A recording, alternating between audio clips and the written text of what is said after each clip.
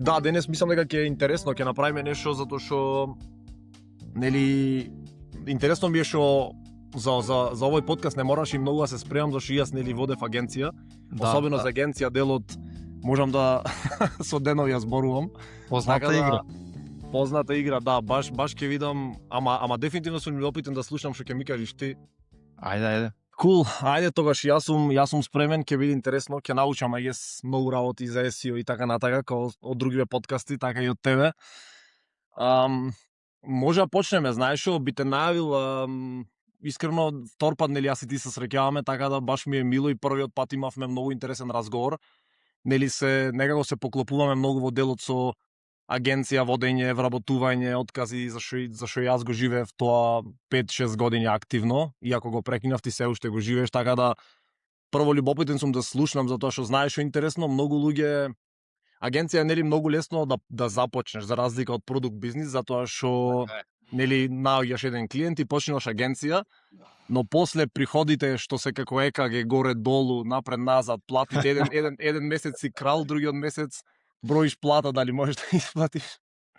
И цел тој момент така да, любопитен сум за се ова да продискутираме, да слушнам од тебе и цел тој момент, така да може да започнеме. Добре дојде на подкастот. Мило ми е што си тука и што си мој гостин во епизода 7.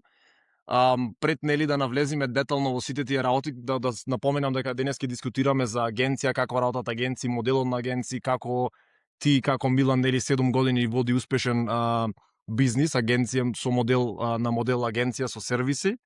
Ќе зборуваме исто за SEO, односно Милан е експерт за SEO и како работат SEO во свет кога сите комуницираат со ChatGPT и се прашуваат дали на Google дали Google се уште ќе преживее search engine и слично. И сега на крај ќе продискутираме исто малку теми надвор филозофски бизнис, комјунити, заедници, подкасти, и можеби нешто друго што ќе ни дојде на ум, што ќе ни падне на ум, така да ќе биде многу интересно. Милан, добре дојде. Оставам на тебе нели да се најавиш кој е Милан, што е SmartClick, која е твојата компанија и нели што работите. Секако. Прво сакам да ти се заблагодарам за самата покана.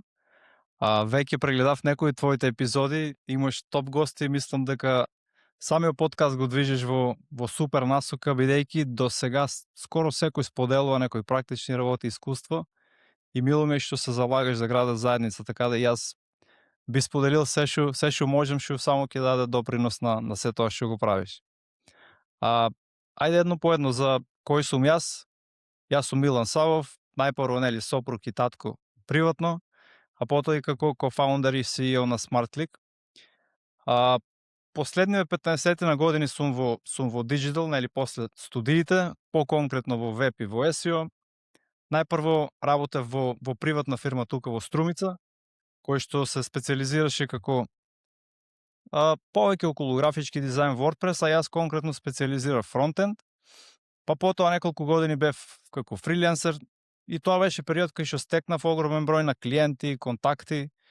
И мислам дека тука беше една основа која што ме поттикна да почнам бизнис, а и период кој што ме научи уствари на многу вештини, во кој што кога си вработен во друга фирма, работиш на проекти, не можеш да ги видиш баш сите аспекти на целосното функционирање, од менаџмент до финанси, до управување со луѓе, до само мотивација.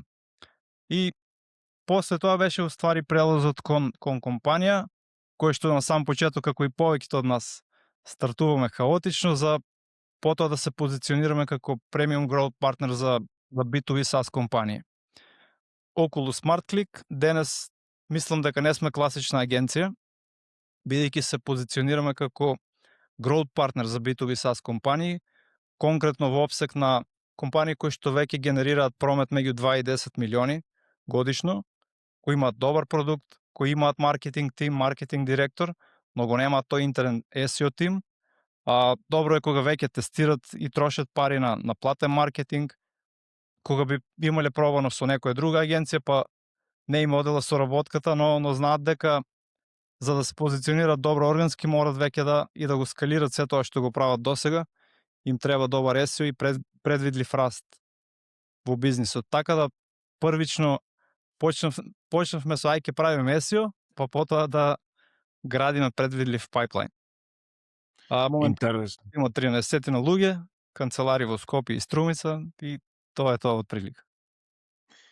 Звучи доста интересно. Моментално додека објаснуваш за ова, ме интересира, размислувам која е разликата со софтвер агенција, пошто нели јас водев софтвер агенција и сега се обидувам да си направам во глава некој да нацртам како изгледа нели испорачување на SEO услуги, затоа што спомна дека се поставувате како growth партнер, а не како класична агенција.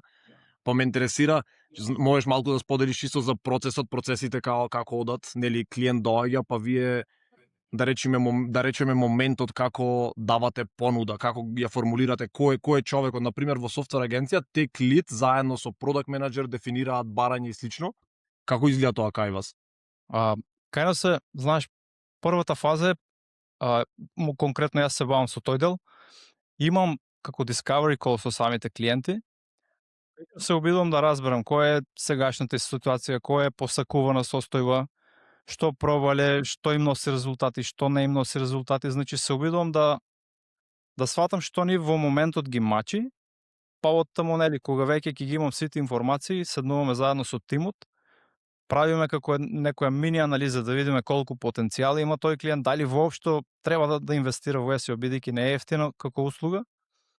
И ако процениме дека окей, може да има резултати тоа што ќе го испорачаме, потоа имаме состанок каде што разгледуваме која е нивната идна состојба, доколку соработуваат со нас, па потоа започнува онбординг на клиентот, каде што се собираат сите информации за кој е нивен идеален клиент, како се позиционираат, која е нивна понуда, кој е нивен пакет, значи сите тие детали за да може потоа да го адаптираме буквално целото функционирање, цела стратегија кон нивните идеални клиенти.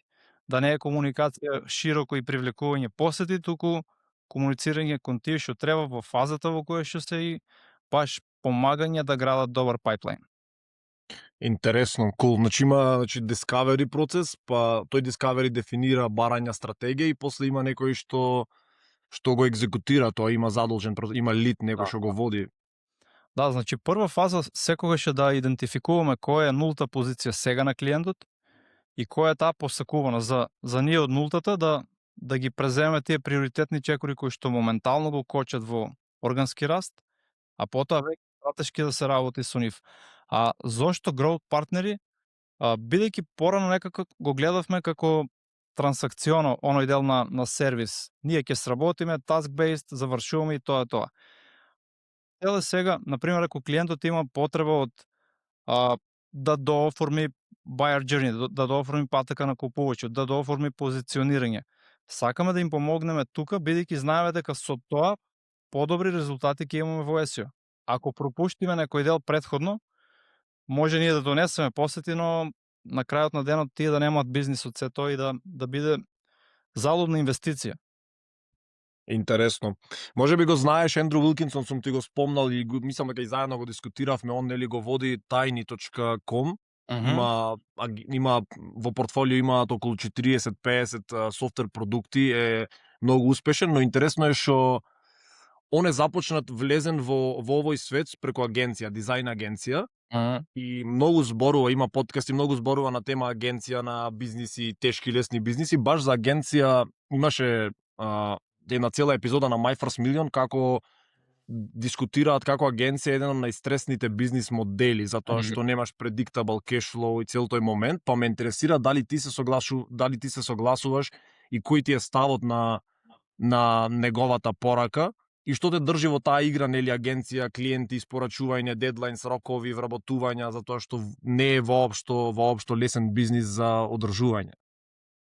Да, види, не знам како е да водиш друг бизнис и верувам дека има стрес буквално каков бизнис и да водиш и 100% се согласувам нели дека во агенцискиот секако дека има.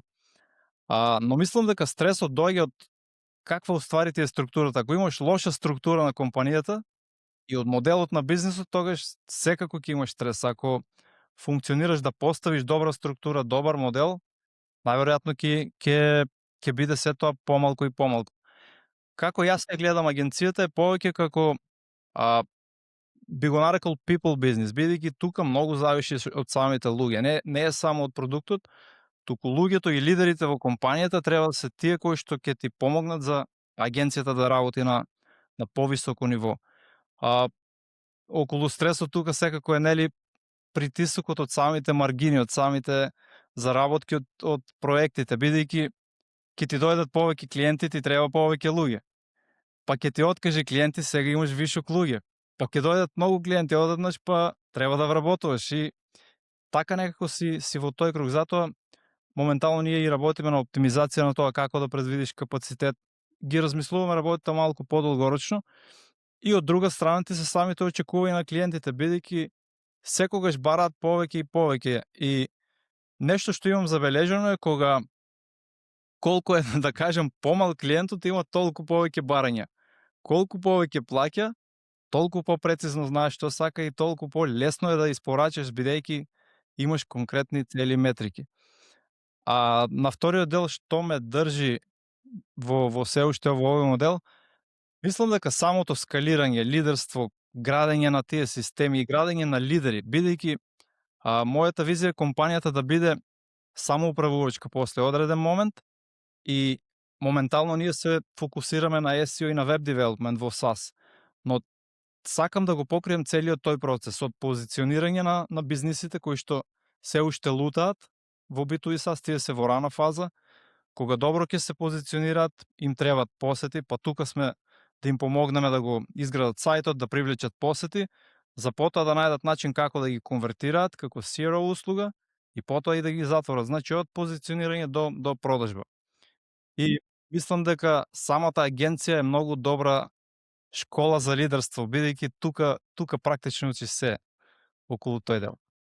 Многу интересно го кажа ова, буквално ме потсети за тоа што јас додека водев агенција, интересно е најмногу ме возбудуваше допамин добивав од кога ќе воспоставев процеси, системи, а не толку од самата екзекуција што е чудно, можда и лудо, ама не добивав толку допамин од самата екзекуција на некој проект, туку од система кој воспоставев во агенцијата, ако направев некоја структура што ќе ми донесеше смут екзекуција, валјда затоа што имав стрес за операции во агенција, операциите да бидат средени, и некако кога ќе најдев модел, не знам, финансиски модел за кешфлоу, па или за метод на испорачување услугите што ги нудевме, многу бев возбуден. И тој дел драйв ми даваш исто како ти што кажа да учиш лидерски способности додека ја водиш агенцијата, менаџирање, вработување, поставување системи, така да на тој дел некако сум aligned, сум буквално Супер тоа, бидејќи кога знаеш што ти е драйв, уште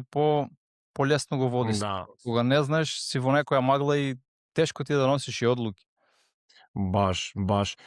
Кажи ми, како градите, имаш некој процес, како градите тим? Како го градите, не знам, вработувања, откази, како скалирате со тим, дали земаш практиканти па ги обучуваш или веќе сеньори и слично?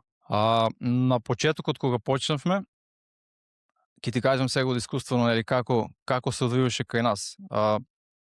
Имавме помали клиенти, помали буџети и тогаш верувавме дека како ние ќе го изградиме кадарот, дека така ќе биде најдобро, но со тек на време сфатив дека и ние сме достигнале некој лимит кој што фактички не знаеме што е понатаму.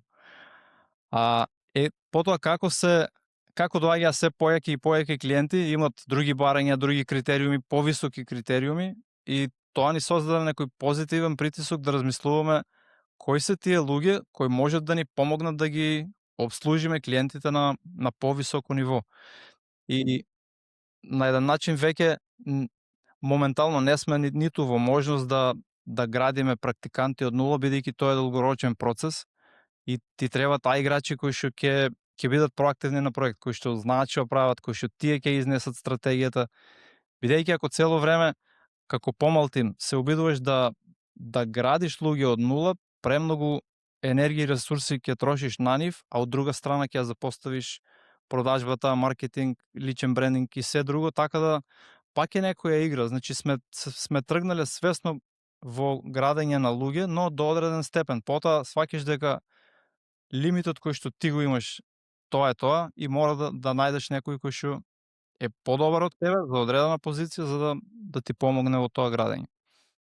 Да, баш на почеток мора околу тебе да изградиш, додека јадрото, додека нели е битниот момент, додека го воспоставиш некоја култура, па после дефинитивно има смисла, да, со тек на време бараш готови A players или А играчи како што ги нарече. А добро, како знаеш?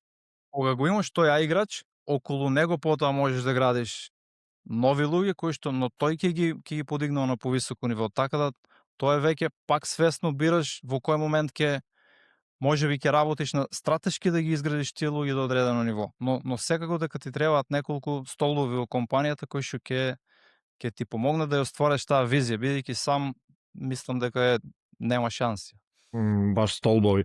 Како знаеш дека е време да вработиш некој и дали нели ова е еден од главните предизвици, би рекол, за агенција, вработување пред или за време на Discovery или пред да затвориш дил или договор, проект. Тоа многу ме интересира. Дали вработуваш и имаш 1, 2, 3 на бенч, на клупа што стојат, или пак паралелно, зашто нели не знам, многу ми е мене ова интересно и предизвик интересен ми беше секогаш. Прашањето ти е многу супер интересно. Има една девиза по која што јас се водам, ми е од мојот бизнис ментор.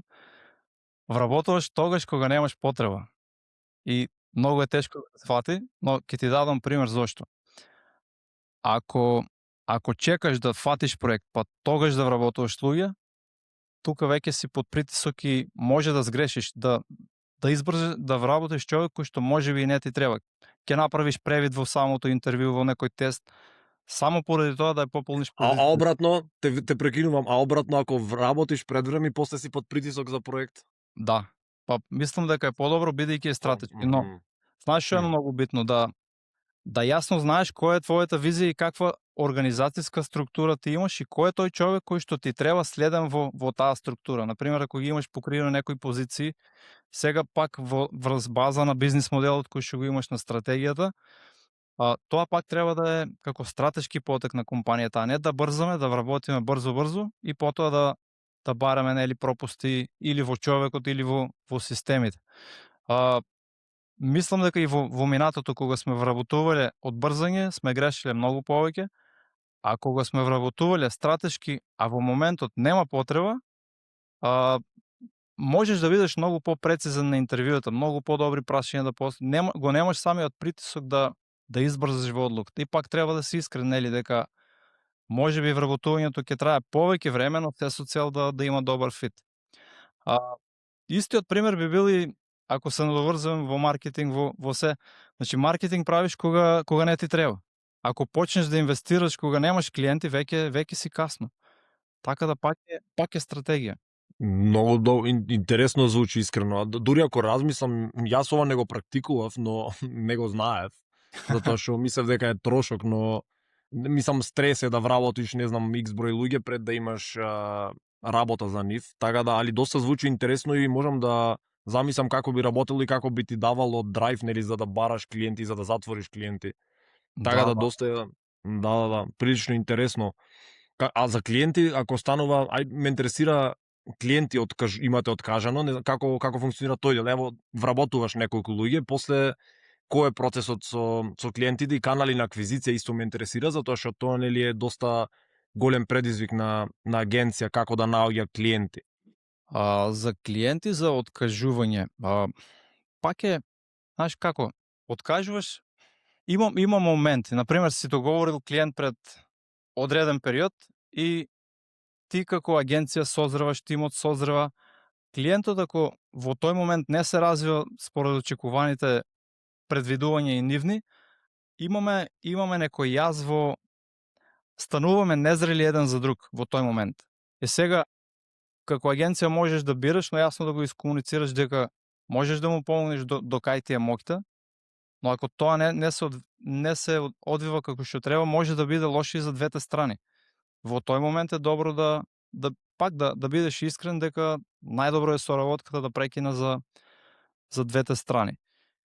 И втор момент е кога како компанија ги подигаш твоите критериуми и да бираш со какви клиенти сакаш да работиш. Значи има моменти кога пак пред неколку години можеби си почнал некоја соработка, но гледаш дека ако остане со тие клиенти, тешко дека би можел да плаќаш а играчи, бидејќи буџетите им биле мали, така да и ти не си во состојба да инвестираш во тимот за да обслужиш уште подобро некои клиенти, така да мораш да го подигнеш и критериумот. Но А мислам, моментот, те прекинувам, извини, а моментот, ова многу, мислам, те прекинав зашто ми е интересен дел, моментот кога воспоставиш едни правила со некој клиент или начин на игра, на плаќање и слично, мене барем ми било премногу сложено да ги променам истите, дали да наплатам повеќе или нешто да сменам, и тука ме интересира, само те прекинав, као го решавате тоа, во смисла имаш 6 месеци на еден начин работиш со клиент што си го воспоставил и сега имаш нови информации, сметаш дека сега не треба така, дека си сгрешил, дека треба да има некој промена во terms или слично. Дали тоа се има случајно кај вас? јас сум голем фан на многу отворена комуникација, така да се што можам да приметам, да почувствувам во било кој момент од соработката, сакам само да го искомуницирам јасно што и да се има случајно. Кога и клиентот е отворен од таа страна, секогаш имаме разбирање. Ако не е, уште на сам старт ќе има некој проблем. Така да сигурно се случуваат, жива материја е се што работиме, не е еднаш ќе дефинираш и останува до крај. Но ако например приметиш дека со капацитетот кој што го вложуваш едноставно нема резултати кои што се очекуваат од двете страни, фер и коректно е да седнеме да поразговараме што правиме, како правиме, до кај сме, зошто има, зошто нема, па да најдеме заедничко решение дали воопшто има смисла. Да, интересно. Дефинитивно, мислам, комуникацијата е број еден, нешто е пребитно, али баш, ево, кратко ќе ти споделам, ќе ми кажеш мислење за, нели, јас ќе кажам во софтвер агенција како работи до некаде, некој дел, и баш ме интересира, ќе споделиш. Години, јас додека ја почнав агенцијата, години не бев свесен дека прайсинг стратегијата или стратегијата за како наплаќам, како ги дефинирам тие термс ми е погрешна. Тек после неколку години сватив после одредени workshops, а тоа беше дека, например, ако некој дојде со барање за проект за софтвер кај нас, може да биде, нели, да се треба се естимира, треба да се дефинира скоп и да се наплати, односно имаш money, били budget, time и cost, односно budget, time и scope, извини. Сега што е интересно, имаш три типа, би рекол, на наплаќање. Едниот е фикст, да наплатиш фиксна цена, другиот е cycle или sprint based, односно 2 неделни, не знам, циклуси кои што некој ги води и ги наплаќаш, и третиот тип е team based, односно даваш цел тим толку кошта и договорот е година дена. Сега стратешки најдобро е до 2-3 месеци фиксно да наплатиш, каде што клиентот нема поим кој работи, тогаш најмногу можеш да наплатиш. Ако е од 3 до 12 месеци, најлогично е cycle sprint based да наплатиш, затоа што нели има многу промени, измени, недела за недела се развива софтверот, се менуваат работи, и веќе ако е над година, ако треба фиксен тим, тогаш наплаќаш тим и договорот е година дена, па има некои стратегии да направиш каде што можеш да кажеш во договорот, до година треба пак да ја провериме инфлацијата, индексот и слично, со цел, нели, да ревидираме плаќање и слично. Сега тука интересно е што јас претходно го грешев, например, јас сум наплаќал и за 3 месеци team-based проект, но интересно е во софтвер делот, ние додека градевме, ако наплаќаш тим, ако само дадеш, многу клиентот има контрола на тимот, он се врзува со тимот, работи цело време со тимот, на некој начин губиш контрола на комуникацијата. Ако е фикст, еден го води, никој ништо не зна и можеш да наплатиш. И sprint based тука е challenging, е предизвикувачки, односно треба лидер некој да го води процесот, колку story points, што се извршило и слично. Сега ова ти кажам како изгледа кај нас во софтвер светот. Ме интересира дали е нешто слично и дали има нешто слично со SEO агенција, тоа што ти го работиш.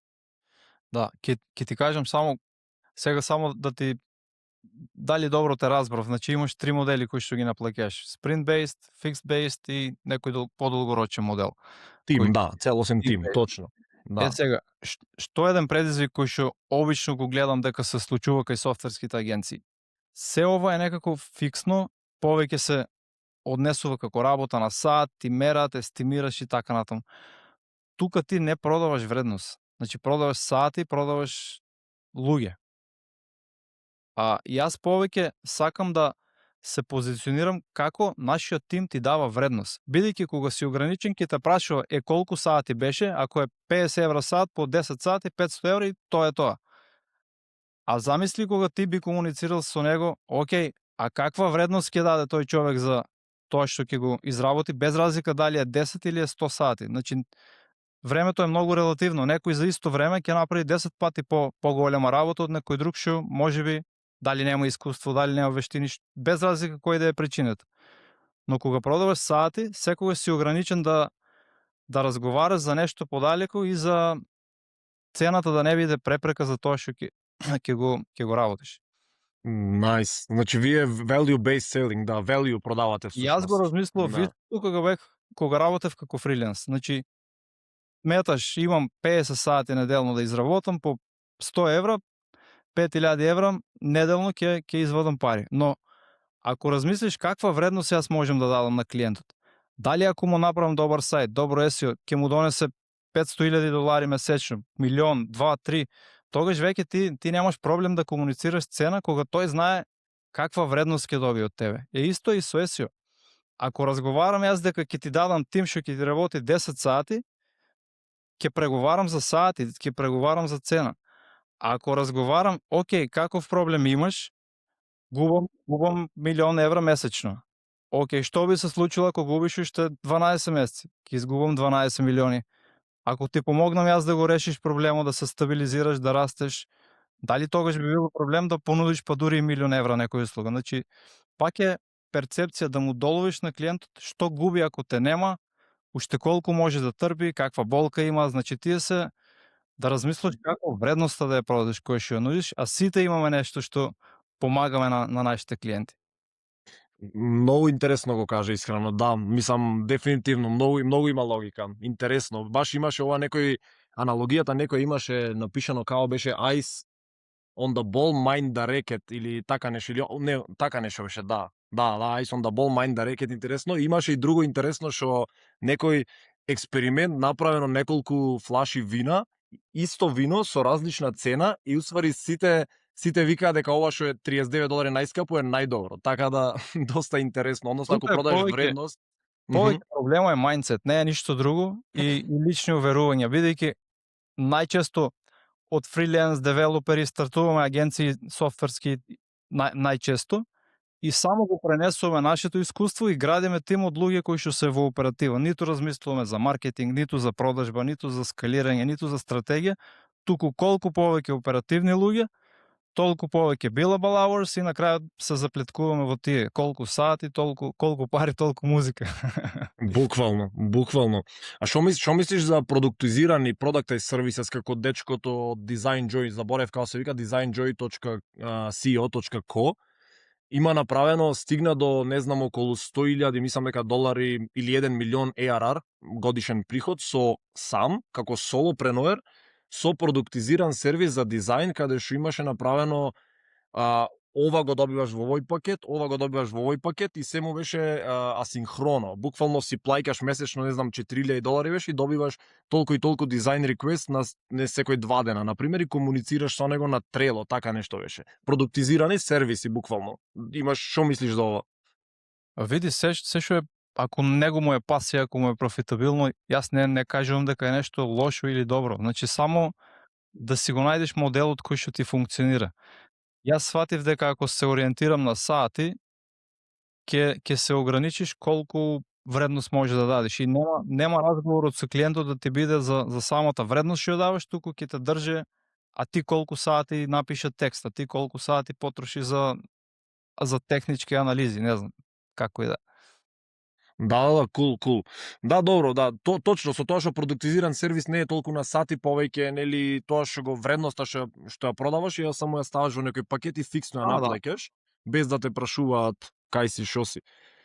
Да, интересно е. Сега многу ме интересира да делот што би рекол, знаеш како, мислам дека е најпредизвикувачки, зошто? Односно јас small agencies или мали бизниси, ако треба да ги набрам топ 3 проблеми што ги имаат се буквално првиот е наоѓање клиенти, аквизиција, вториот е време ако му заштедиш на некого, зашто нели со мал бизнис цело време сме под стрес, работа, клиенти, плати и слично, и третиот проблем би го рекол операции, односно системи, процеси. Сега и мислам дека луѓе плаќаат за овие проблеми да си ги решат. Сега првиот проблем на аквизиција за агенција, клиенти наоѓање, затварање и пайплайн да имаш со клиенти цело време да дискутираш.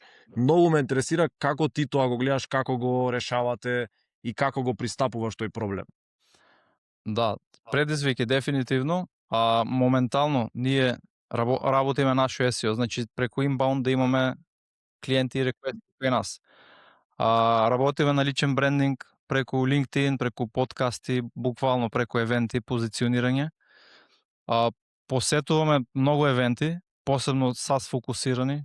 Минатата година бееме на повеќе од 4-5 кои што се SaaS, а повеќе од 15 вкупно низ сите индустрии кои што ги организират.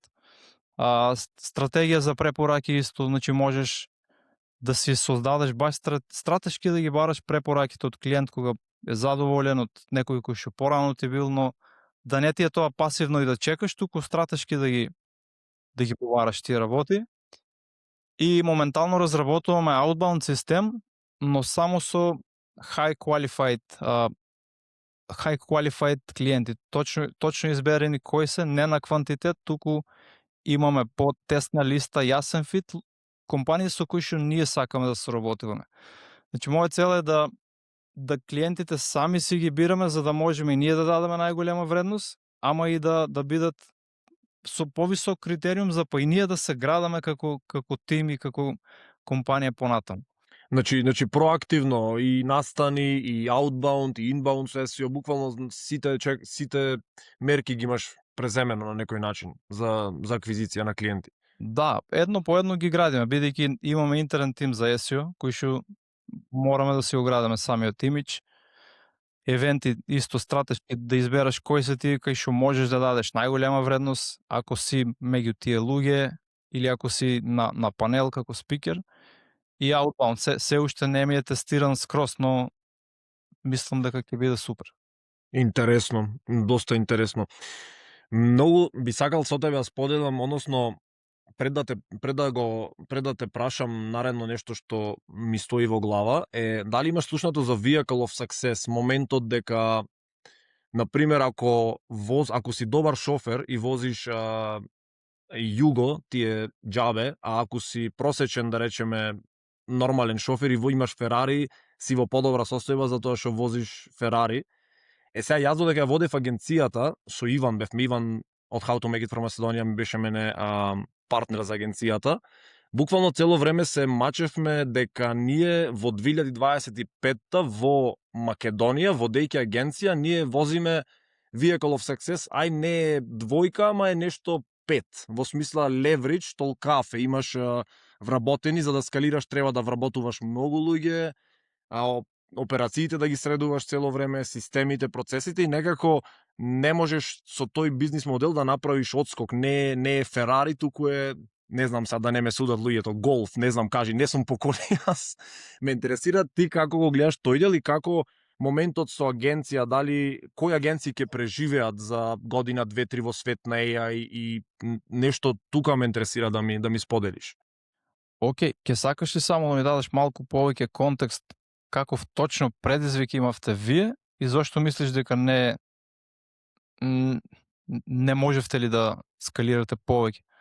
Например во споредба со продукт каде што тешко е да најдеш продакт маркет фит, но после имаш на некој начин многу е скалабилно, односно код софтвер продаваш и можеш да го скалираш низ цел свет брзо. За да скалираш агенција треба, за да затворам јас проект, самиот процес не е едноставен, а за тој проект треба тројца можеби да вработам, тој проект ако заврши треба да ги сменам на друго место, па нов да носам. И цел тој момент, сметам дека не дека не е профитабилен бизнис агенција, добар бизнис е и за повеќе од аспект на луѓето беше предизвик да ги најдеш вистинските луѓе да го сработат квалитетно или од аспект на продажба како да ги најдеш вистинските клиенти? Можеби кај нас беше не луѓето, можеби вистински клиенти би рекол, затоа што за агенција, софтвер агенција треба нели да го имаш онај клиентот, најчесто тие што се поголеми агенции дошле до тој големиот ајкула клиент што плаќа од 20-30 вработени. Ние секогаш бевме со мали тимови. И, например, наместо да имаме еден клиент со 20, имавме 5 клиенти со по 20 тројца. И тоа беше, барем кај нас, беше најголем предизвик. Да. Мислам дека најчесто предизвик е нешто слично кај софтверските. Пак ќе се вратам на моментот претходно. Во што се издвојуваш од другите и каков проблем решаваш за самиот клиент. Не е само ај ќе ти дадам 5 луѓе или 20 или 30. Ако добро комуницираш вредноста на компанијата, многу полесно ќе можеш да се позиционираш на вебсайт било каде. Не е само we are outsourcing agency, cheap labor или cheaper, faster, better, туку точно знаеш што да комуницираш. Да, разбирам. Па тоа да, знаеш, учиш со тек на време и дефинитивно заради тоа ние едно време сменавме, баш многу бевме value based, дури и партнери влегувавме и ние, например, имавме дека сме your MVP партнер и дека градиме цела вредност наместо да не ни се сомнуваше тимот, туку те носиме на маркет. И со тек на време, ама тоа испадна што нели имаш сегменти. Сега тоа е интересно, можеби во SEO има, ево баш кажи ми, ова си дискутираме чисто. Например, во агенција јас кога сватив дека треба да одам narrow down да направам на подлабок некој поинтересен сегмент, беше можеби касно, затоа што имаш три типа на narrowing down. Имаш нели индустрија, tech stack и другото е тип на софтвер. Сега, например, ние бевме, односно процес. Ние бевме narrow down на процес. Сега, за да си narrow down на процес, за ти да продаваш процес, треба да си експерт во MVP, процесот да го знаеш, а процесот е различен за сите луѓе во светот и слично. Во спротивно, каде што ако си narrow down на индустрија, health tech и слично, некако можеш полесно да се, можеби да се позиционираш. Го има тоа во SEO агенција, кој сегмент го фаќате? Па исто е, значи ние кога почнуваме, буквално работаме во ширина. Исто искуство од фриленс пренесено во агенција, што беше предизвик. Клиенти од цел свет, буквално од мали бизниси до enterprise, до e-commerce, значи се и се што. Кога си на тој начин ти не можеш да направиш производна лента, би ја кажал, процес на работа. Не можеш да имаш ист онбординг за enterprise и за мал бизнис. Значи веќе се соочуваш со некој проблем. И така уствари стигнавме до едно ниш да е B2B SaaS и сега размислуваме кој да биде ниш даун и тука, бидејќи ако сме B2B SaaS for Fintech Enterprise, веќе наместо 5-10 можеш 20-50 илјади евра да имаш услуга, бидејќи точно знаеш со кој проблем ќе се соочиш, каков проблем решиш, ама пак ја комуницираш самата вредност. Така да мислам дека ако се навратам на прашањето кои агенции ќе преживеат или нема да преживеат, моје мислење е дека се што е веќе генерално, полека ќе изумира. Се што е, како да кажем, поевтино ќе биде заменето со AI, со агенти и така натаму. Моделот кој што е продавам сати, а не outcomes, исто со тек на време ќе се намали. И едно нешто може да го издавам и тие што не работат на бренд, бидејќи самиот бренд, самите луѓе се поврзуваат со луѓе. Значи не работиме најчесто луѓе со луѓе, па потоа бизнисите работат заедно.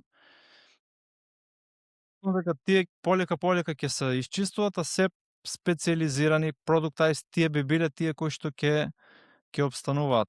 Partner driven AI кои што се свесни за AI, кои што интегрираат. Доста интересно, мислам точно многу баш добро го објасна ова, нека слушнат сите што не слушаат, што сакаат да започнат агенција или веќе што се во тој свет, стварно интересно, моментот на value based pricing, да продаваш вредност, да не си генерален, туку да си баш по длабоко, да имаш некој ниш и слично, така да доста интересно. Знаеш што, искрено за агенција можеме да зборуваме уште со сати, али да, цел ден. Но можеби ќе оставиме за некоја друга епизода или ете сите што не слушаат, што сакаат да го започнат овај бизнис, слободно нека ни пишат мене на Милан ако бараат некоја помош или имаат прашања.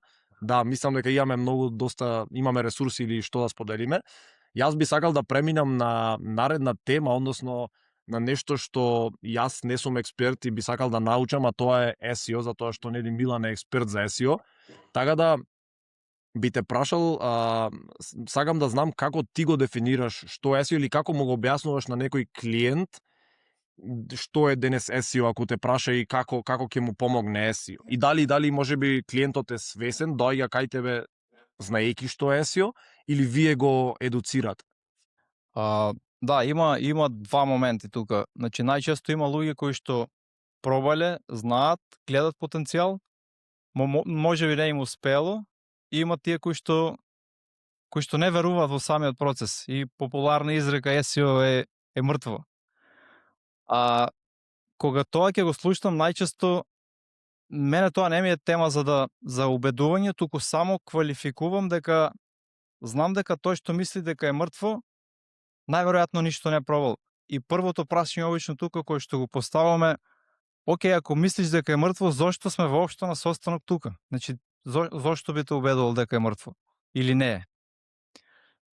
Но обично тука почнува самиот разговор, бидејќи со тоа прашање ги отвараш и дознаваш дали овој човек навистина гледа нешто, па можеби само со тоа сака да те испровоцира, да ти собори на цена или што и да е, или е навистина отворен. Околу SEO, околу начин на преварување, факт е дека начинот на кој што ние пребаруваме, навиките се многу променети.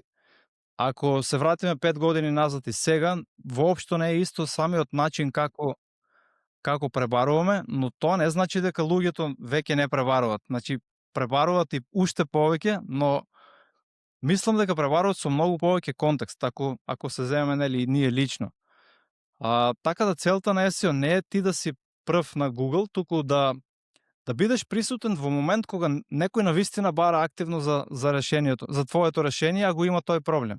И сега дали ќе те најде на Google или на некој AI search, тоа веќе не е толку битно, но знаеш дека кога пребарува дава многу голем контекст на GPT, на Google, за да добие некој решение. Така да тие што го разбираат SEO, за нив во одреден момент станува можеби и најсилен канал за привлекување на посети, за градење на pipeline и на deals. Тие што мислат дека е мртво, верувам дека најчесто ниту имале некоја сериозна инвестиција во тоа, а со тек на време и денес ќе им биде се потешко и потешко да се позиционираат во тие пребарувања. Ако треба само да сумирам тука како треба да гледаш дека SEO не е рангирање, туку е повеќе видливост, сигнална доверба и градење на еден начин директен канал за да генерираш ревењу. Како е тоа поврзано со да речеме, зашто ми беше ова интересно што го спомна, не само SEO не е да си рангиран прв или не е рангирање, туку е да се појавиш на правото место во правото време за потенцијалниот корисник или купувач. Тоа како е поврзано со buyer journey во тие фази, зашто чисто не знам, ме интересира, ево и разлика ChatGPT Google денес, дали SEO исто работите да се појави клиентот или неговиот продукт во AI, во пребарувањата, во Google, во buyer journey, сподели ми малку повеќе. Да, значи обично, сега конкретно ќе ти кажем за B2B SaaS. Најчесто има три типа на луѓе кои што одлучуваат дали треба да се купи некој продукт или не. Тие ги нарекуваат чемпион, инфлуенсери, end user, тој што е крајен корисник. И сега, кога некој што е чемпион, decision maker, дојде на вебсайт, нему му треба една информација. Тој што ќе даде инфлуенс на одлуката му треба друга, а тој што е крајен корисник му треба трета. Ако земеме некој пример, еве ClickUp, кој што е task management tool. End user се луѓето во тимот кои што го користат. И сега тие ако прават истражување каков софтвер им треба за task management, ќе барат едни информации, колку е лесно, колку лесно може да се делегира, да се префрли таск. Додека project менеджерот можеби ќе биде тука инфлуенсер на одлуката да испита повеќе решенија, да направи некои подетални споредби, како тоа ќе ја зголеми ефикасноста на тимот. А ако имаш некој CTO во компанијата кој што треба да одобри буџет да даде, него ќе му треба па да разгледа pricing page, значи сите тие детални информации. Сега кога секој од нив барат, тие бараат на различен начин. Значи мораш да најдеш начин како ќе им презентираш точна содржина на секој од нив и пак е во која фаза се. Можеби користат нешто, ама сега се во споредба на други, ама се уште не се во фаза да решат. Така да тие се неколку моменти што стратешки мораш да ги размислиш како ќе ги поставиш на сајт за да дадеш најголема вредност на секој од тие. Звучи доста предизвикувачки села да го стратегизираш на тој Discover или не знам, па да дефинираш се таа стратегија да се појави за кој тип на јузер, на клиентот и слично. Звучи као баш како дека треба да се поставиш како партнер со клиентот наместо само да испорачаш некаков си таск, не знам. Не е едноставно, ама е многу важно. Без можеш цела стратегија да ја промашиш и да ти биде залудна цела инвестиција. Како правите репортинг во смисла како даваш на анализа или некој си извештај на клиент толку ти е зголемен, не знам, ревењу од нас или толку кликови има или затоа што нели за софтвер го гледа, ова е испорачано, го завршивме, не го завршивме, тука футнавме. Како работи тоа кај вас? Самиот тим, на пример, после првата фаза која што ти објаснив дека има анализа, седнуваме со клиентите на состанок кај што ги дискутираме кои се нивни главни метрики кои што им носат ревењу, бизнис.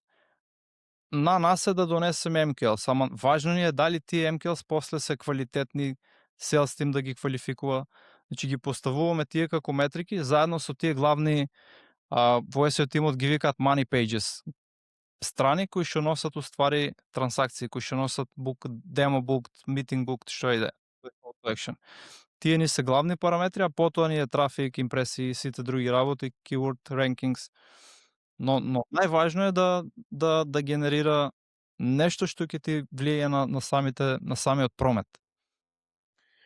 Спомна, да, ова го сфатив, спомна дека работите со компании, со клиенти над 2 милиони, ако само поправиме дали сум грешка, над 2 милиони. Да, сега тоа значи дека само вие работите со такви или дека за под 2 милиони не треба да се инвестира во SEO, на пример некој стартап што само што го лансирал продуктот? Ние најдовме најдобар фит со тие компании. Не значи дека не треба, а најчесто кога си на сам старт се уште не знаеш дали самиот продукт ти е фит и можеби ќе итерираш и ти треба побрз фидбек од самиот пазар. Со SEO брз фидбек не можеш да добиеш. Значи ќе добиеш со outbound, ќе добиеш со платен маркетинг. Кога ќе го добиеш фидбекот, кога ќе го баш ќе направиш фит да биде со маркетот и сакаш да ги скалираш органски твоите напори, нели да растеш, тогаш е момент. Значи ако ти е стратешки потек, знаеш дека продуктот ти е добар, ти може и на сам старт ако имаш инвестиции или што е да почнеш со SEO. Пак е стратегија, не е нешто да ајде да пробам за месец-два и да видам како ќе биде. Да, јасно. Кои се најголеми грешки што ги гледаш кај B2B SaaS компании со нивниот SEO? Мислам дека веќе спомнав нешто. Значи најголема грешка е немаат јасна патека на купувачот, тој buyer journey. Бидејќи пак тргнуваат од нивни аспект, а не од аспект на како корисниците размислуваат кога се на нивниот вебсайт и продукт. Второ нешто е, ова се случува кај технички фаундери, многу инвестираат во самите продукти, дури да добијат инвестиција го шират продукт тимот, а премалку инвестираат во маркетинг и продажба. Значи тие продолжуваат да го развиваат продуктот без да имаат фидбек од самите клиенти, дали е фит, дали не, и може да потрошат огромни суми за совршен продукт кој што можеби не е баш тоа што му треба на пазарот, а не инвестираат доволно во маркетинг и продажба. А кога станува збор за SEO, грешки кои што ги правате, најчесто нема некој кој што има целосен ownership на целиот процес. Значи, може да ангажираат фриленсери од повеќе страни како расфрлан тим, без пренесена визија, без јасна одговорност, а потоа очекуваат резултати. И очекуваат брзи резултати и знаат да се откажат од целиот процес дури пред да почне да работи. Така да, тука сакам да го истакнеме дека SEO не е некоја тактика што ја аплицираш сега и дава резултати. Веднаш туку е стратешки потек, како систем за кој што понатаму ќе ти носи предвидливост бизнис во пайплайн. И ти или ви се наградени, тие што не се откажени одамна. Да, сега повеќе им има смисла зашто работите со тој ранг на компании, затоа што ако си веќе естаблиш воспоставен со некоја си стратегија што знае имаш продакт маркет фит, многу е полесно да инвестираш на лонг терм или на долг рок со цел да имаш резултати.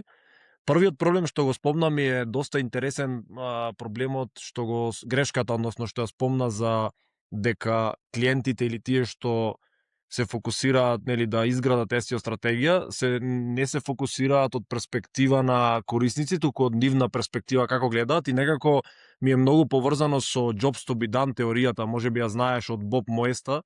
Имаше еден момент што ми е останат во глава буквално, мислам дека беше со Snickers и Milky Way, односно Snickers прави голем раст во ревенју откако интервјуираат корисници, дознаваат дека луѓето што купувале Snickers кога ќе купувале Snickers не размислувале дали не размислувале помеѓу Milky Way и Snickers дали да купат, туку размислувале дали да купам сега Snickers да јадам или јаболко или сендвич. И од тогаш ја менуваат кампањата во наместо земи облажи се, ти не си ти кога си гладен, нешто така, и од тогаш имаат бум. Односно, интересен ми е моментот и баш е поврзан со Jobs to be done, затоа што нели теоријата е the main job remains same, solution changes over time, и преку интервјуирање на таа стратегија дознаваш од нивна перспектива, усвари од корисничка перспектива што се случува. Да, значи исто чоколада, ама само се е сменил пораката до пазарот.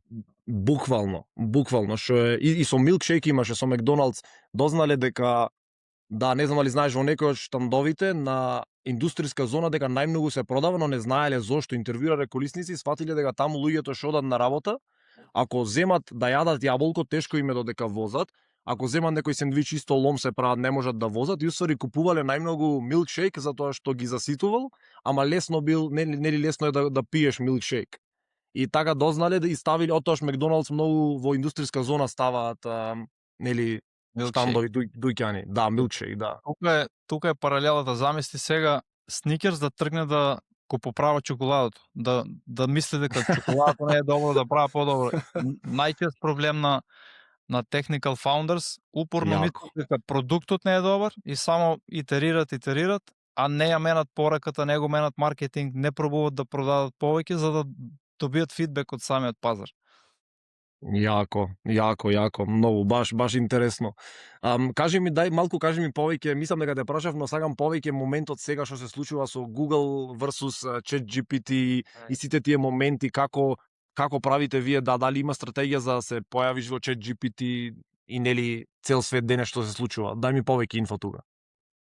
Да, значи види, основите се пак тие, сега тоа што се случува во ChatGPT, добивате информација од некаде. Најголема база сепак е Google.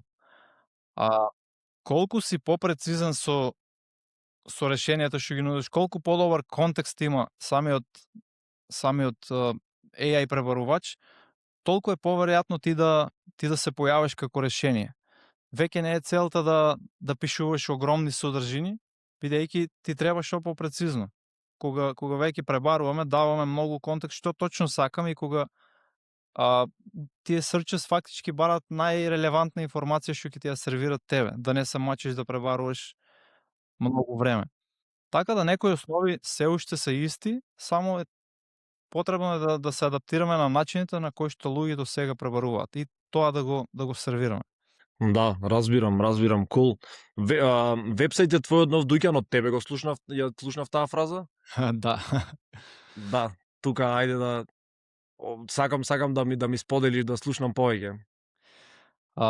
Ептен интересна како метафора е тоа. Ќе ти дадам едно сценарио или едно-две кои што ни се случува. Например, доаѓа клиент кој што сака вебсајт.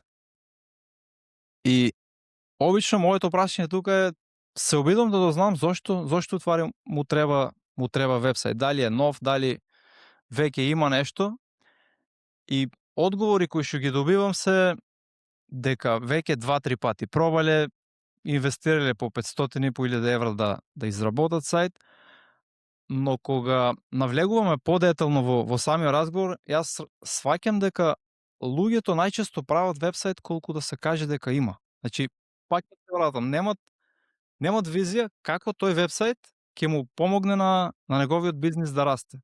Што треба да има, како ќе комуницира, како купувачот ќе се движи, значи пак се враќаме на тие основи.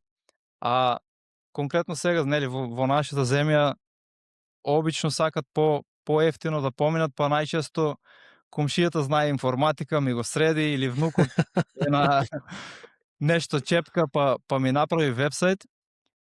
И тука веќе прашањето ми е оке, супер, ако веќе имаш, зошто не е ли нов? За да се обидам да сватам стварно што се случува. И овде почнува ствари моабетот, оке, имам, ама никој не го знае, немам продажби, и веќе почнуваме да дискутираме во насока како самиот вебсайт влијае на продажбата, како продажбата ќе му помогне на самиот бизнис да расте.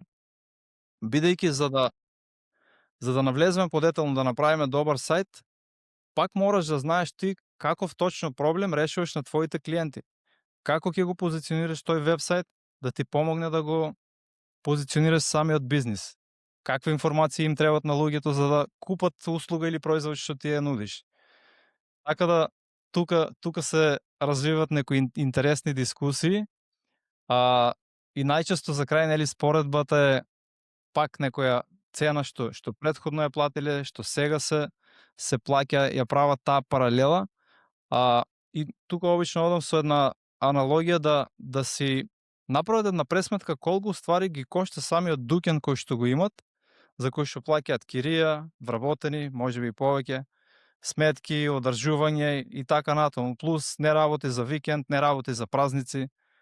И сега кога се тоа ќе го ставиш на сајт, сајтот ти функционира цело време, ама проблем ти е да инвестираш поголема сума, а за дуќан може и 10, 20, 30 илјади евра да инвестираш за една локација, наместо вебсайт кој што, нели, ти е цело време достапен. Значи, тука е нешто што треба да се разграничи. Многу добра аналогија, искрено. Би сакал само да дадам една насока за некој кој што тоа го размислува. Значи, ако не знаеш зошто ти е важен да имаш вебсайт, кој е твојот проблем, тоест кој е проблемот на клиентите кои што го решаваш, кои се точно тие луѓе кои што го имат проблемот, како да му се обратиш, како да му биде лесно, интуитивно да се движи низ сајтот, да ги најде информациите. Кој е следниот чекор кој што треба да го направи од кога ќе дојде на вебсайт? Дали да купи нешто, дали да закаже состанок? Значи, кога сите овие информации му се јасни на собственик што сака да прави вебсайт, многу е лесен после техничкиот дел да се изведе. Кога не ти е јасно, ќе биде само уште еден сајт. Баш прилично интересно, цела аналогија. Мислам, јасно ми е мене ова, зашо сум човек со фамилиарно и да, али и дуќан, нели, и дуќан имаат моите, така да, мислам, ја разбирам и знам како размислуваат, особено постари, повозрастни луѓе што тотално не се, нели, со тек на работите, ми сметаат дека е залудна инвестиција вебсајтот, така да. Добро го објасна. Со тоа што би те прашал тука, колку вебсајтот ви има помогнато за затворење дил, за аквизиција во SmartClick, затоа што јас искрено го итерирав, бев возбуден многу често сајтот што го имав за агенцијата, но искрено со тек на време бевко, чекај, ова ниеден клиент не ми донесе, сите клиенти ми се или преку word of mouth или преку referrals и слично.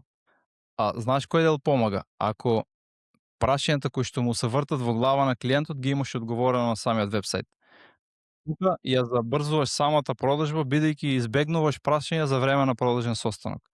Така да, и дури и да ме виде на друго место, Настан, LinkedIn, каде и да е, секако ќе има желба да те пребара малку повеќе, да прегледа кој си, што си, кој е тимот, и кога ќе почне да врти тука на сајт, значи само се валидира неговата, ти се валидираш пред него дека си релевантен, му ги даваш одговорите кои што ги бара, го скратуваш целиот продажен циклус.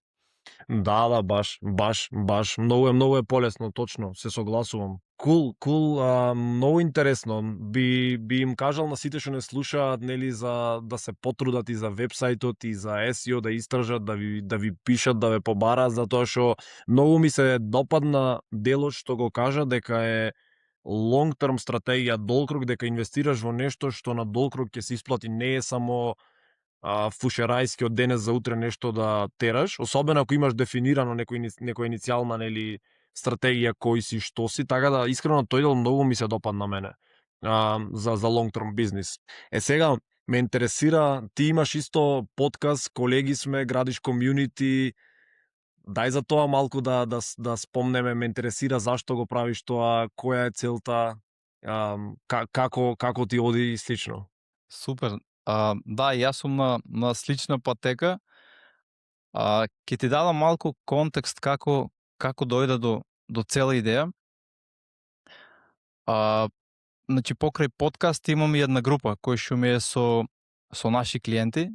И сега менторството ми е како еден вид пасија, кој што уживам кога го правам, кога споделувам знаење. Значи, не е само да испорачаме услуга, туку сакам секогаш да дадам и нешто плюс на нашите клиенти. Тоа што ти спомнав, ако има проблем со позиционирање, тука сум да им помогнам за разговор, да најдеме решение, дури пред да се впуштиме во услуга. И сега, кога минатата година бев на еден настан во Нови Сад на бизнис приче и разговарам таму со еден човек, му споделувам визијата, како работиме на клиенти, како размислуваме за раст и фактички како јас да се впуштам во менторство, во тој дел, и ме праша дали воопшто нешто правам со нашите клиенти.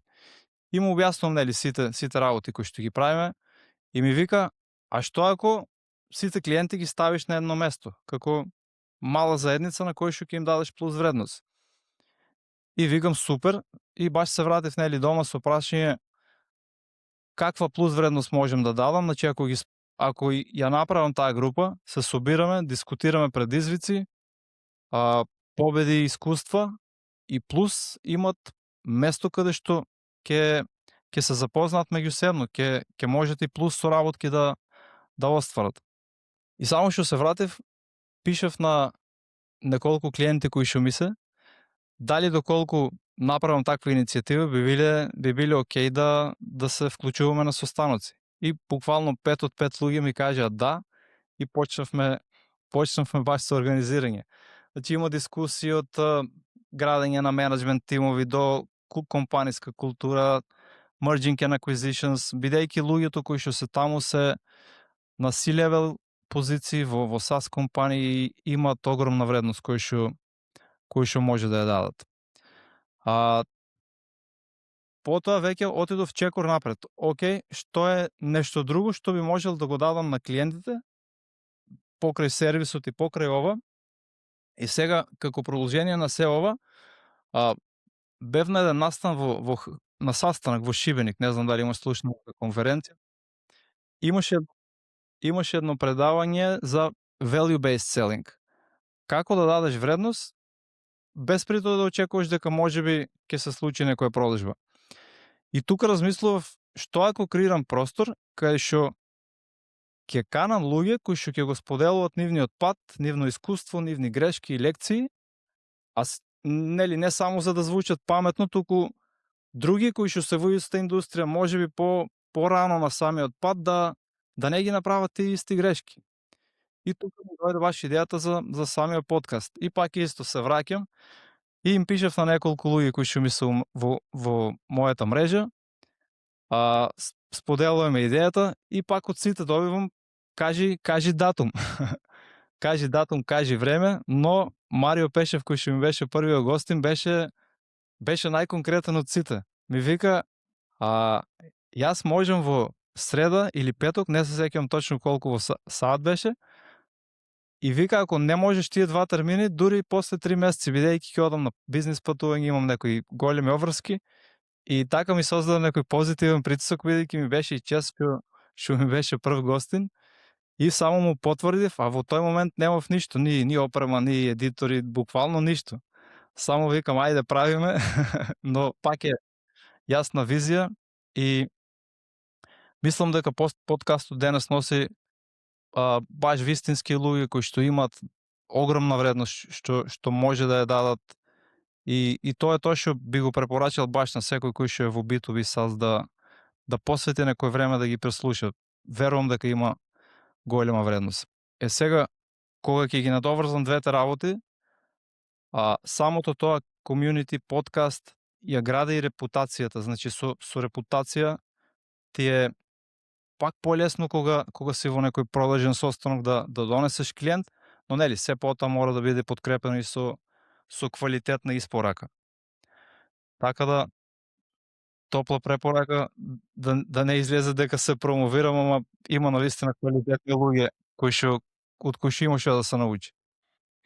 Многу јако ги имаш спојано котките и дефинитивно ми се допаѓа се ова што кажа. Особено знам како е баш со репутацијата, моментот на community, knowledge sharing, подкаст, гости, луѓе, сето тоа кога ќе споиш многу и самодоверба и плюс да, полесно е на sales call, на продажба баш. Така да доста интересно. Еве јавно може на сите да им кажеме да го кај може да те најдат, кај може да го најдат подкастот, да слушнат епизоди.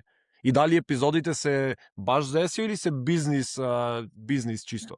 Епизодите се буквално од секој сегмент за SaaS кој што ти е потребен. Има епизода како да изградиш outbound motion, има епизода за стратегија за sales, има за маркетинг, има за company culture, за скелинг од 0 до 10 милиони. Буквално ги има од сите на кој што му треба пак е да се избери. За price, fixing, pricing, доста интересни и разновидни теми се. Но е општо за SaaS, не мислам дека не сум имал гост само да дискутираме за SEO. Јасно. На YouTube, на Spotify ги има. Да, и на YouTube и на Spotify се вика Leaders of Growth. Може ако сакаш да ставаме и линк под овој подкаст. Да, ќе ставиме дефинитивно. Cool, супер. Доста интересно. И тоа што го спомна со камерите, сетапот на брзински, истото го доживеав и јас, бев возбуден, ајде се продуктизирав себе си, си кажав, чека, зашо мене ми се случи уште во септември го планирав нешто кога бев во Малезија тогаш. И некако се испланирав на брзина, знаеш кога ќе се возбудиш за нешто, камери, сетап, ништо не знаеш, кабли, не знам, картичка за во лаптопот, така да можам да се сочувствувам со тебе. Ако немаш датум, само ќе одложиш. Баш така, да, прилично интересно. Како беше на бизнис приче? Јас сакав една година да одам, но не ми испадна можност. Шанса немав, затоа што заминав на друго место, па ме интересира искуство, како е таму, дали е вредно? Супер е настанот, доста елитно организиран, на Балкан мислам меѓу подобрите, баш за бизнис. Сега темите беа различни. Препорачувам, убаво искуство. За ако ништо друго, забавата е добра, претпоставувам, забавата. Да. Кажи ми за македонски настани, општо за конференции настани, колку ти значат, спомна дека се појавуваш, но вредноста, дали во моментот добиваш нешто, дали тоа е долг рок, стратегија на долг рок, Mastermind Македонија исто ми спомнати, би сакал да слушнам повеќе. Да. За настаните, за мене искрено има огромно значење и дефинитивно е долгорочна игра, бидејќи знаеш што се случува, кога прв пат се појавуваш, најчесто и не знаеш ни како точно да се однесуваш, како да ги градиш контактите, па учиш како уствари се прави нетворкинг со тие луѓе. И тоа што го сфатив најважно е да со која намера одеш на самиот настан. Дали одеш со намера да дадеш вредност на луѓето или одеш со намера да пичуваш нешто. 90% се со второто, и ако не си со намера да продадеш, туку да дадеш, ќе се издвоиш во таа група луѓе и луѓето ќе ти ја препознаат енергијата. Значи за мене е пак долгорочна игра, самото позиционирање на тие настани. Друго важно е што ги имаш самите лични контакти со тие луѓе кои што незаменливи во однос на Zoom, можеби најважно нешто е ги слушаш нивните реални проблеми на лице место. Значи не е да срчам јас сега на Google да барам кои се проблеми на B2B SaaS компании или на CMO, туку таму на лице место си во контакт со нив и можеш да го прашаш и сите буквално се толку отворени што баш се ќе ти кажат што и да ги питаш. И кога ќе направиш веќе близина, например имаш сега сакаш да менаш порака на вебсайт позиционирање, можеш со 3/4 да се закажеш состанок слободно, бидејќи веќе си облизу контакти и директен фидбек да ти дадат на тоа што го работиш. Учиш на еден луѓе кои што веќе се успеале да изводат некој пат, како што беше и приказната со самиот подкаст. Да, кажи ми за Mastermind Македонија, да. Mastermind веќе 3 години сум дел од таа група, кај Александар Кочовски. Првично почнах со него како личен ментор, а потоа се создаде природно таа група некако.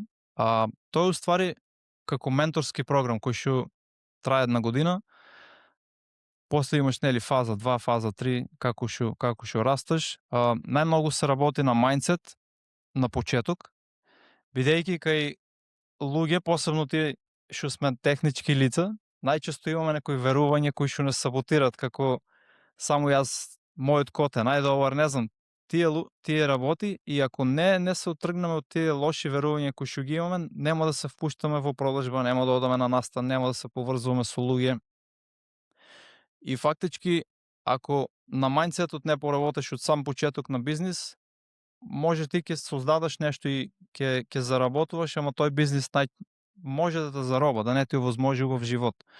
Така да тоа е нешто што се работи на сам почеток, и веќе откако ќе ги исчистиш тие лоши верувања, се отвараш, размислуваш за поширока визија, што е тоа што јас го сакам за 10 години, за 5, да има некоја водилка кој што ќе те носи, за после да се спушташ која е таа организацијска структура што ми треба, каков менеджмент тим сакам да имам, да знаеш како професионално и лидерски да водиш состаноци, да поставаш попрецизни прашања на интервјуа, дефиниција за идеален клиент, значи сите тие други работи кои што ни требат сите во еден бизнис. Сега, покрај се ова, друга вредност додадена е што во таа група имаш луѓе кои што имат слични или исти вредности како тебе и сите тие ти се поддршка, значи не се таму, не барат таму некоја мотивација, туку веќе доаѓаат мотивирани, имат некој проблем, челендж во живот што сакат да го решат и буквално учиш еден со друг.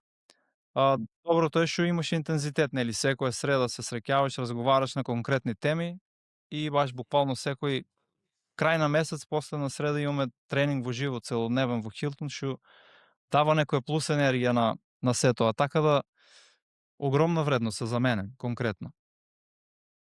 Звучи јако. Може да се пријави кој сака или како оди? Има на одредени циклуси пријавување. Моментално пред месец дена започна нова група, така да следната не знам точно кога ќе биде, но можем да ти споделам информација. Да, звучи добро. Значи, всушност има повеќе групи таму, така како што се нели класичните EO Entrepreneurs Organizations во Америка, каде што ги делат ги спојуваат, не знам, во групи по 5-6 членови што се слични и имаат состаноци еднаш неделно, можеби на 2 недели или месечно, не знам. Дали е во групи, ме интересира. Да, тука е малце подруг концепт. Стартува група во одреден период со разновидни компании. Се уште не е толку ниш даун во, например, само IT компании или само нешто. Повеќе за македонски типови на бизнеси. Да. Кул.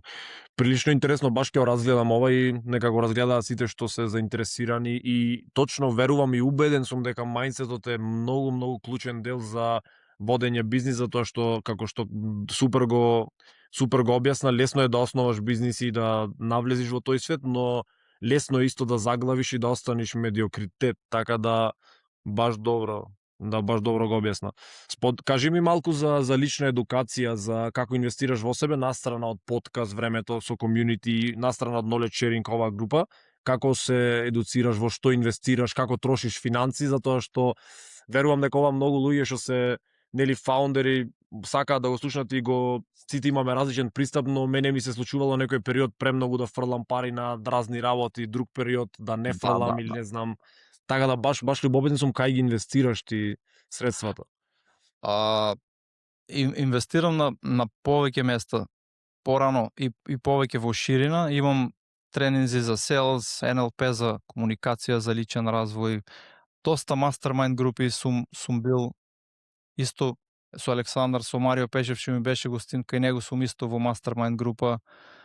Мислам дека самиот нетворк кој што го градеше е огромна инвестиција. Не е класичен тренинг, ама имаш пристап до луѓе кои што ги имат искуствата и кога имаш потреба нешто да решиш, имаш точно на кој да се јаваш. И читање на книги. Има една мисла што би сакал да ја споделям тука. Дискусија со еден пријател ми вика, дури вика и се да ти пропадне, знаењето што го имаш и нетворкот кој што го имаш, никој не може да ти ги одзема. Това ти дава една стабилност само, дека што и да се случи нема. Сега тука сакам само нешто да издвојам. И покрај цело тоа инвестиција во едукација, во книги, во групи, во што и да е, мислам дека најголем раст кај секој од нас се случува кога се обидуваш да решиш некој интерен проблем, некој интерен конфликт, како правењето на самоанализа, self-reflection. Например, замисли како имаш потреба да делегираш некоја задача. И сега ти се појавува некој чувство, некоја мисла, дали ако делегирам човекот кој што ќе ја земе задачата, како ќе изврши, дали ќе биде добра, дали како мене ќе ја заврши. И сега сите тие мисли ни се вртат во глава и ни стварат на еден начин некомфор, нешто неудобно. И сега, ако од друг агол го погледнеме и како започнува растот, кога почнуваме да си поставаме подруги прашања, например, зошто ми се јавува такво чувство кога имам потреба да делегирам? Дали сум препуштил некогаш задача, па не се извршила на најдобар начин? Што ќе се случи ако продолжам по-старо? Или како сега да делегирам за никогаш повеќе да не ми се повтори грешката? Кога ќе си одвоиме време за вакви размислувања, се случува нашиот најдобар раст.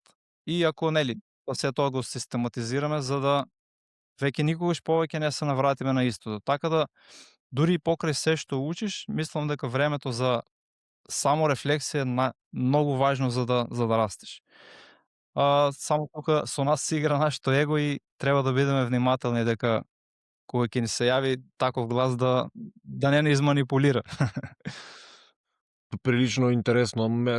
Што мислиш, зашо само рефлексија, дали си фан или дали некојаш си се повлекол на одреден период од бизнисот, недела, 2, 3 месец дена, чисто да размислуваш и баш да правиш self-reflection или да се анализираш себе си, кај си, што си? Да, месец дена не, но често да, и обично според одреден, баш до мене ми имам сет на прашања кои што ги одговарам, да се преиспиташ кај си сега, што ти се случува, што е тоа што сакаш за 6 месеци, кај си бил пред 6, што е поразлично од сега, значи навлегуваш детално за да си детектираш кои се твои лични области кај што треба да се унапредаш. Обично на пола година ги правам тие рефлексии подетални, а иначе скоро секоја недела имам време за стратегија, да размислувам стратешки за сектор продажба, стратешки за сектор маркетинг. Тешко е кога сме во оператива по цел ден, се преморуваме и немаме време да се издвоиме од бизнисот за да размислуваме сегментирано за одредени делови. Тоа е голем предизвик кај многу луѓе. Баш. Интересно, звучи како систематизирано да го имаш на пола година и моментот една недела, не знам, маркетинг, да стратешки да размислуваш друга продажба и слично. Многу опфативме интересни теми, сакам да те прашам нешто што мене ме интересира и верувам дека македонската публика, млади луѓе, сите што сакаат да влезат во овој свет бизнис, да започнат нешто свое, од тебе како искусен човек, некој што веќе години води бизнис, е опкружен со многу компетентни луѓе, мастермајнд групи и така натака, кој е твојот совет или совети за млади македонци, млади дечки што сакаат да започнат бизнис, што сакаат да влезат, можеби во бизнис со агенција, па и било каков бизнис? Кои се советите што ти би ги дал? Ќе споделам мислење, но секогаш се оградувам да биде совет за сите, бидејќи се што ќе слушнете, само преиспитајте дали е за вас во овој момент, да не наведам некој на нешто погрешно. Советот би бил пак генерално за било кој бизнис и како јас гледам на тие работи. Значи ако сакаш некои брзи пари, подобро не почнувај. Ако сметаш дека ќе биде лесно, знај дека нема да биде. Ако влегуваш во бизнис, обиди се да се откриеш што е тоа што ти го сакаш повеќе. Дали сакаш да продаваш, дали сакаш да извршуваш. Че ако не сакаш да продаваш, најди си некој кој што веднаш ќе почне да продава, а ти да си тој во оперативниот дел. Бидејќи ако занемариш продажба, најверојатно е дека пак ќе се фокусираш на продукти, прашање е кога ќе почнеш да продаваш. Совет би бил да размислуваат луѓето долгорочно, за визија, за нешто повеќе од само пари. Кога имаш јасна визија што е тоа точно што ти сакаш да го постигнеш, како ќе влијае на тебе, на твоја фамилија, на тим, на општество, на се, полесно ти се отвара таа патека кој што потоа ќе треба да ја изодеш. Започнувањето на компанија, нели, носи многу предизвици, но мислам дека ги гради луѓето да бидат подобри, посебно тие што се лидерите. И многу важно нешто е обкружи се со добра екипа околу тебе. Колку појаки луѓе, толку по лесно ќе можеш да воспоставаш сегменти во бизнисот, ама исто обкружи се со луѓе кои што веќе се успеале во самиот бизнис, за да можеш да црпаш од нив некој знаење. Би оставил само една порека, не знам, отприлика тоа е тоа, ама да не се брза, бидејќи се што се гради, треба визија, треба трпение, треба спремност да преземеме 100% одговорност. Другото е секако тактика и мислам дека е по-лесно да избегаме од одговорност ако не го правиме тоа. Прекрасни совети. Прекрасни совети, се надевам ќе бидат инспирација и мотивација за многу луѓе и ќе извлечат полука од се ова, и многу убаво го кажа дека не е лесно, не барај лесно да е, свесно очекувај некако стрес, затоа што верувам дека и ти си го осетил, Милан. Јас кога го започнав бизнисот и кога на почеток, уште пред 10 години кога навлегувавме во тој свет, доаѓа стрес и некако бегаш, се плашиш, не ти е познато, со тек на време стануваш отпорен, па стресот го чекаш сам да дојде, и баш убаво кажа дека не треба да се гледа од денес за утре, треба долгорочно и свесно да нели да работиме на тоа, да бидеме отпорни, да не очекуваме дека ќе биде розов свет. Така да само уште едно нешто, да не се споредуваш со другите, бидејќи тука може да се става јазот. Само споредувајте се со вие од вчера, вие од пред недела, пред година. Кога се споредуваме, најчесто имаме shiny objects и само ни стварат поголема анксиозност дека не сме доволно добри, дали правиме окей или не. И мислам дека во следните години сега ќе победуваат луѓе и компании кои што не бркат трендови, не се споредуваат, туку градат основи, градат јасно позиционирање, јасна испорака, вистински односи со другите луѓе. Така да без разлика дали си фриленсер, дали почнуваш бизнис, дали веќе имаш, дали си лидер, мислам дека долгорочна игра и баш тоа обкружување е доста важно, а се друго ќе си дојде како последица. Овај мене мислам го кажам многу поетски, многу интересно. Искрено. ме доби, да. Фала ти премногу, ти благодарам за што дојде на подкастот, што поразговаравме, што сподели се што знаеш, и знам дека малку ни е сат време, знам дека можеме со сати да зборуваме, но сигурен сум дека ќе имаме и наредни епизоди со работки, така да добиеме фидбек, па да видиме дали има смисла нели за следно. Да итерираме, точно, да итерираме, да. Така да уште еднаш да ти се заблагодарам, и освен ако немаш да дополниш нешто, ова е подот за денес, да под. Мислам дека доста теми опфативме. Јас искрено уживам во разговорот, се надевам и гледачите ќе имат што да слушнат, па баш би сакала да добиеме фидбек, дали можеби нешто пропуштивме или да надополним. Фала и убав ден. Се гледаме. Поздрав.